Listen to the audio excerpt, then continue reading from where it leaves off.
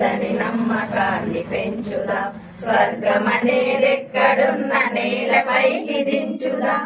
జీవితాన వెలుగుందని నమ్మకాన్ని పెంచుదాం.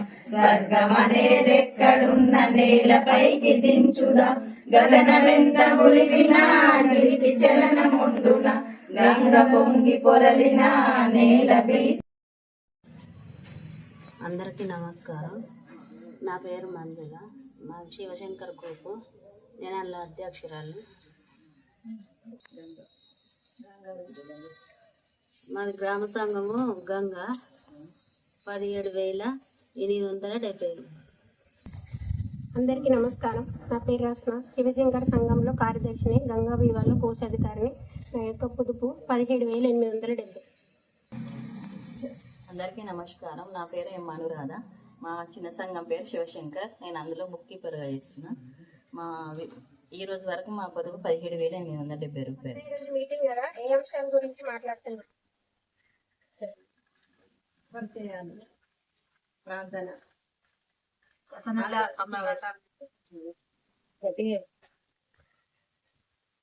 గత నెల సమావేశంపై సమీక్ష.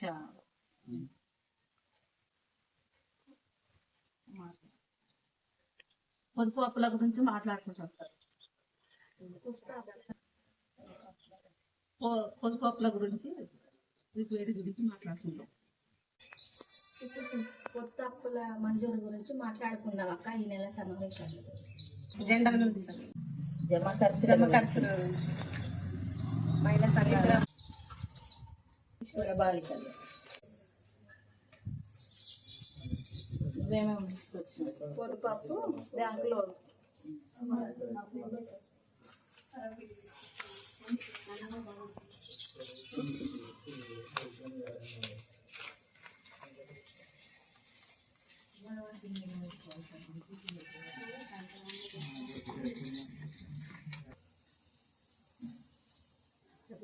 ఈ నెల మన పొదుపులు 1,500 రూపాయలు వసూలైనవి. పొదుపు అప్పు 44,000 వసూలైనవి. వడ్డీ 6,500 వసూలైనవి. Bank loan 70,000 వసూలైనవి. శ్రీనిధి అప్పు 13,800 రూపాయలు వసూలైనవి.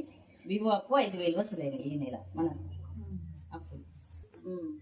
6వ ఎజెండా అక్క. కొత్త అప్పుల గురించి ఎవరైనా తీసుకుంటారా? మనకు వసూలైన డబ్బులు నాకు ఒక 30,000 కావాలి పిల్లల ఫీజు కోసం. మాకు ఫోటో స్టూడియో ఉంది అక్క. దాన్ని కొంచెం డెవలప్ చేసుకోవడానికి ఒక 50,000 రూపాయలు నాకు అప్పు రూపంలో ఇవ్వాలి. మాకు మటన్ షాప్ ఉంది, నేను ఎట్లా తెచ్చుకోవాలి. నాకు ఒక 20,000. మాకు షాప్ ఉంది, ఎలక్ట్రికల్ షాప్. ఒక 50,000. మరి మన దగ్గర ఎన్ని డబ్బులు ఉన్నాయి వాళ్ళ పేరు తెలుసా?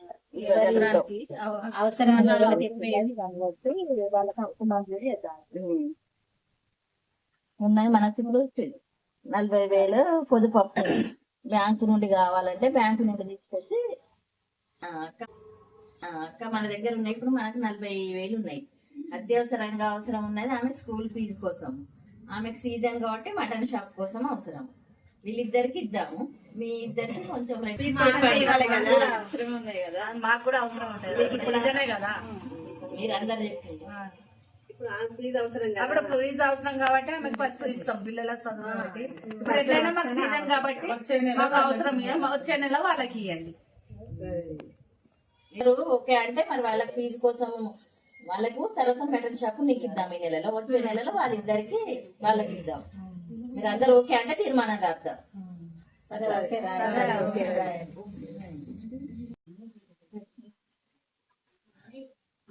పొదుపులో 7వ ఎజెండా అంశము జమల చెల్లింపుల గురించి చదివి వినిపించారు. Bank loan 70,000 వసూలైనాయి. శ్రీనిధి 13,800 వసూలైనాయి. వివో అప్పు 5,000 వసూలైనాయి.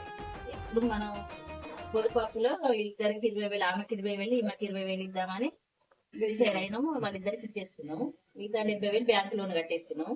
13,800 రూపాయలు శ్రీనిధి అప్పు కట్టేస్తున్నాం. 5,000 వివోలో కట్టేస్తున్నాం.